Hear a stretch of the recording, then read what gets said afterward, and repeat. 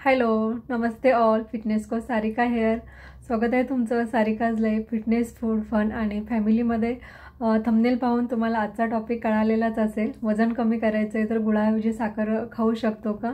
गोड पदार्थ, साखरेचे पदार्थ हा आपला अत्यंत जिव्हाळ्याचा. प्रत्येकाला गोड पदार्थ हे खायला आवडतात आणि जर आवडत नसतील, वेट लॉस आणि फॅट लॉस जर्नीमध्ये आलं की आपोआप अजून आवडायला लागतात. तर अशी गंमत साखर, गोड आणि गोड पदार्थांची. आपल्याला माहीत तर आहेच की साखर ही आपल्या आरोग्यासाठी चांगली नाही, लाईक पॉयझनसारखी आहे.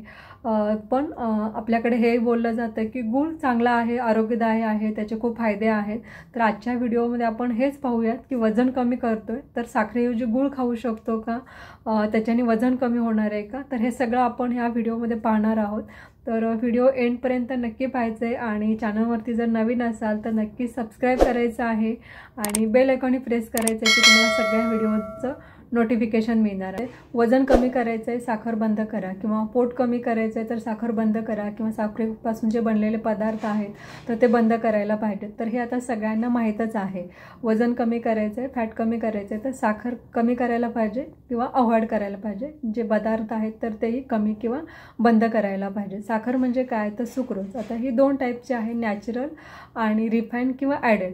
नॅचरल शुगर म्हणजे काय, जी आपल्याला फळांमधून मिळते किंवा आपण रेग्युलर जे खातो, डेअरी प्रोडक्ट्स असतील किंवा भाज्या असतील की आपण जी भाकरी खातो, ज्या प्रत्येक पदार्थामध्ये थोड्या साखर म्हणजे फक्त व्हाईट शुगर आणि त्याच्यापासून जे बनलेले पदार्थ आहेत त्याच्यामध्येच असतं असं नाही. जे पण पदार्थ आहेत तर त्याच्यामध्ये थोड्याफार प्रमाणामध्ये शुगर असते. तर ही जी झाली शुगर ती झाली नॅचरल शुगर की जी आपल्याला हेल्दी ठेवते, शिवाय पचनास मदत करते.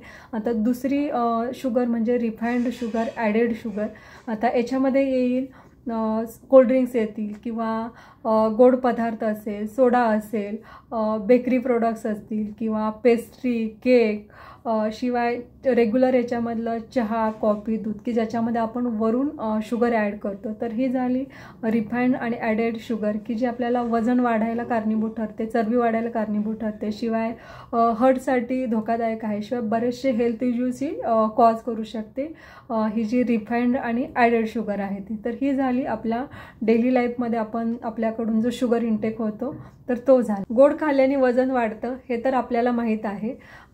बरेचसे जेव्हा क्लायंट येतात की ज्यांना वजन तर कमी करायचं असतं पण गोड खायची इच्छा होते किंवा थोडंसं काहीतरी गोड खाल्ल्याशिवाय राहत नाही, तर त्यांचा हा क्वेश्चन असतो की साखरेचं नाही पिणार मी, साखर चांगली नाही हे माहिती आहे, पण मग गुळाचा चहा पिला तर चालेल का? किंवा गोड पदार्थ बनवताना त्याच्यामध्ये थोडासा गूळ टाकला तर चालेल का? दोन्हीमध्येही सुक्रोज आहे, साखरेमध्येही सुक्रोज आहे आणि गुळामध्येही सुक्रोज आहे.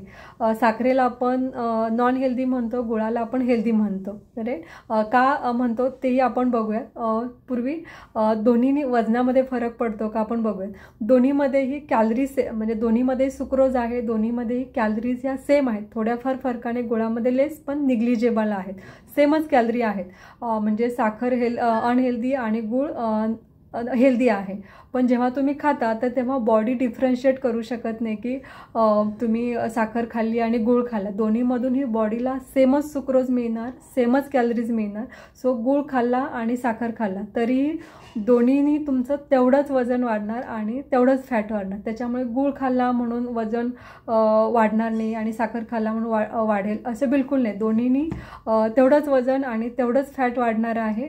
फक्त साखरेला आपण अनहेल्दी म्हणतो, गुळाला हेल्दी म्हणतो. तर ते का? साखर आणि गूळ हे दोन्हीही प्रोसेस्ड आहेत आणि रिफाईंड आहेत. ओनली साखर ही हायली प्रोसेस्ड आहे की ज्याच्यामुळे आपल्याला याच्यातून 0 न्यूट्रिशन्स मिळतात, बिलकुल न्यूट्रिशन्स मिळत नाहीत, पण खूप साऱ्या एम्प्टी कॅलरीज मिळतात की ज्याच्यामुळे सॅच्युरेटेड फॅट हे वाढायला सुरुवात होते. कम्पेअर केलं साखरेशी तर गूळ हा कमी प्रोसेस्ड आहे.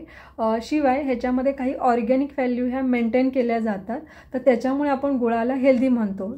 गुळामधून आपल्याला काही मायक्रोन्यूट्रियन्स मिळतात, जसं की आयर्न असेल, कॅल्शियम असेल, व्हिटॅमिन बी, व्हिटॅमिन ए.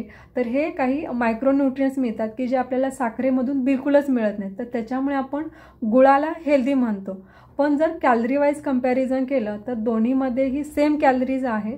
तर त्याच्यामुळे असा गैरसमज असू नये की साखर ही अनहेल्दी आहे सो आपण ती नाही खाल्ली पाहिजे आणि पण गूळ खाऊ शकतो आणि कितीही खाऊ शकतो. तर असं बिलकुल नाही. म्हणजे जर तुम्हाला गोड खायचं आहे तर एक हेल्दी ऑप्शन म्हणून तुम्ही नक्कीच गूळ इन्क्लूड करू शकता लिमिटमध्ये. पण कितीही खाल्ला तर वेट लॉसमध्ये ह्याचा उपयोग होईल, वजन वाढणार नाही असं बिलकुल नाही, कारण दोन्हीमधूनही सेमच कॅलरी मिळणार आहे. डिफरन्शिएट करायचं झालं तर साखर आणि गूळ दोन्हीमधूनही आपल्याला सेमच कॅलरी मिळणार आहेत.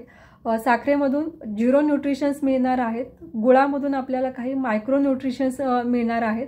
तर दोन्हीमध्ये एवढाच काय तो फरक आहे की ज्याच्यामुळे आपण गुळाला हेल्दी म्हणतो, पण वजन वाढण्यामध्ये दोन्ही तेवढंच कॉन्ट्रीब्युशन करणार आहे. सो साखर आणि गूळ याच्यामध्ये साखर अवॉइड केलेली बेटर. आणि जर तुम्हाला गोड खायचं आहे तर तुम्ही लिमिटेड पोर्शनमध्ये गूळ हा तुमच्या डाएटमध्ये इन्क्लूड करू शकता, पण पोर्शन हे लिमिटेड असावं कारण वजन हे तेवढंच वाढणार आहे. साखर आणि गूळ दोन्हीमध्ये अजून एक फरक आहे. साखर जेव्हा खाल्ली जाते तर ती डिरेक्टली ब्लडमध्ये ॲब्सॉर्ब होते, इन्स्टंट एनर्जी मिळते, खूप साऱ्या कॅलरीज मिळतात. पण गूळ हा एक कॉम्प्लेक्स शुगर आहे की जी हळूहळू ब्लडमध्ये ॲब्सॉर्ब होते. तर दोन्हीमध्ये अजून हा एक फरक आहे. शिवाय गूळ खाल्ल्याने आपलं डायजेशन सुधारतं किंवा HB वाढायला मदत होते. पण जर का तुम्ही वेट लॉस ह्या व्ह्यूने पाहत असाल तर दोन्हीही तेवढंच वेट गेन करू शकतात. जेवढं साखर करू शकते तेवढंच गूळ करू शकतो. गूळ हा हेल्दी आहे की आपण काही थिंग डिस्कस केल्या, मायक्रो न्यूट्रिशन्स मिळत आहेत किंवा डायजेशन असेल किंवा HB असेल किंवा कॉम्प्लेक्स शुगर आहे, म्हणून तुम्ही साखरेच्या ऐवजी थोडाफार डाएटमध्ये इन्क्लूड करू शकता, पण तर ती लिमिटमध्ये इन्क्लूड केली तर ती हेल्दी आहे.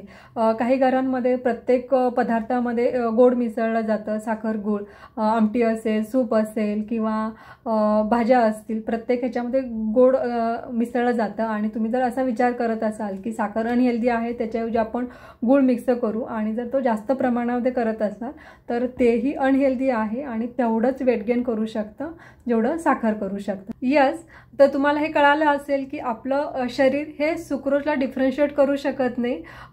आपलं शरीर हे ओळखू शकत नाही की तुम्ही साखर घेतलं आहे की गूळ घेतला आहे. शरीराला फक्त एवढंच कळतं की आपल्याला सुक्रोज मिळालेला आहे, सो हे अनहेल्दी आहे.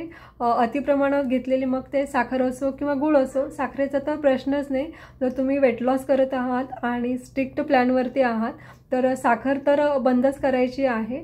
आणि साखरेला पर्याय म्हणून आपण जे वापरतो गूळ किंवा मध असेल तर तेही नको आहे. डायबेटीस पेशंटनी तर साखरेऐवजी गूळ हेल्दी म्हणून घेऊ नये, फिजिशियनला कन्सल्ट करूनच घ्यावा. दोन्ही सेमच आहे, फक्त साखरेने तुमची जी शुगर आहे ती फास्ट ब्लडमध्ये ॲब्सॉर्ब होते आणि गुळाने जी शुगर आहे ती तुमची स्लो ॲब्सॉर्ब होते. म्हणजे काय तर दोन्ही खड्डेच आहेत, एक छोटा आहे आणि एक मोठा आहे. दोन्हीमध्ये आपल्याला जायचं नाही, पण अगदी जायचंच आहे किंवा शुगर गोड काहीतरी खायचंच आहे तर अगदी मोठ्या खड्ड्यात जाण्याऐवजी छोटा खड्डा, तर अशा व्ह्यूने तुम्ही थोड्याशा प्रमाणात घेऊ शकता. पण शक्यतो अवॉइड केलं तर बेटर, कारण दोन्हीमधूनही तेवढीच शुगर जाणार आहे आणि तेवढाच कॅलरी इंटेक होणार आहे. तर फायनल कन्क्लुजन काय आहे? मॉडरेशन इज की. कुठलाही पदार्थ जर तुम्ही प्रमाणात खाल्ला तरच त्याचे बेनिफिट मिळणार. जर तुम्ही वेट लॉस आणि स्ट्रिक्ट वेट लॉस प्लॅनमध्ये असाल तर साखरेला पर्याय गूळ म्हणून वापरू नका, कारण त्याच्याने तेवढ्याच कॅलरी इंटेक होणार आहे, तेवढीच शुगर वाढणार आहे आणि त्याच्यामुळे तेवढंच फॅट डिपॉझिट होणार आहे. त्यामुळे वजन कमी होणार नाही. आणि जर तुम्ही असा विचार करत असाल की मी सगळंच करतोय तरीही वजन कमी होत नाही आहे, तर तुमचा कॅलरी इंटेक हा जास्त होणार आहे, तर त्याच्यामुळे वजन कमी नाही होणार. सो वेट लॉस प्लॅनमध्ये आहात आणि साखरेला पर्याय म्हणून गूळ वापरू का असा जर तुमचा प्रश्न असेल तर त्याचं उत्तर असणार आहे नाही. गुळामध्ये जे न्यूट्रिशन्स असतात त्याच्यासोबत खूप सारे कार्ब्स आणि कॅलरीज पण असतात. सो जेव्हा पण तुम्ही वापरत आहात तर प्रमाणामध्ये वापरा. जेव्हा पण गूळ घेत आहात तर विचारपूर्वक घ्या की खरंच याची गरज आहे का ॲड करायची. भाज्या असेल किंवा आमटी, सूप, तर ह्याच्यामध्ये हे जे पदार्थ म्हणजे भाज्या वगैरे ह्याच्यामध्ये नॅचरल शुगरी असतेच, तर त्याच्यामुळे चवीसाठी म्हणून अजून वरून ॲड करायची गरज नाही. जर तुम्ही वजन कमी करताय, पोटावरचं फॅट कमी करत आहात तर साखरेला रिप्लेसमेंट म्हणून गूळ वापरू नका. जर तुमचं वजन कमी झालंय आणि तुम्ही एक हेल्दी लाईफस्टाईल मेंटेन करताय तर त्या वेळेमध्ये तुम्ही साखरेला पर्याय म्हणून थोड्या प्रमाणामध्ये गूळ वापरू शकता, पण हेल्दी म्हणून जर तुम्ही गूळ जास्त प्रमाणात वापरत राहिला तर त्याच्याने फॅट डिपॉझिशन हे खूप जास्त प्रमाणामध्ये होईल आणि हे अनहेल्दी आहे.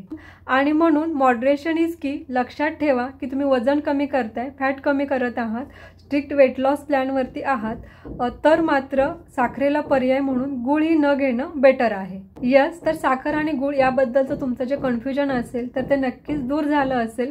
याबद्दल तुमचे अजून काही प्रश्न असतील तर नक्कीच कमेंट करू शकता. व्हिडिओ आवडल्यास व्हिडिओला नक्की लाईक करायचं आहे, शेअर करा तुमच्या खूप साऱ्या फ्रेंड्सला. लवकरच भेटूयात अजून एका नवीन व्हिडिओमध्ये नवीन माहितीसह. थँक्यू.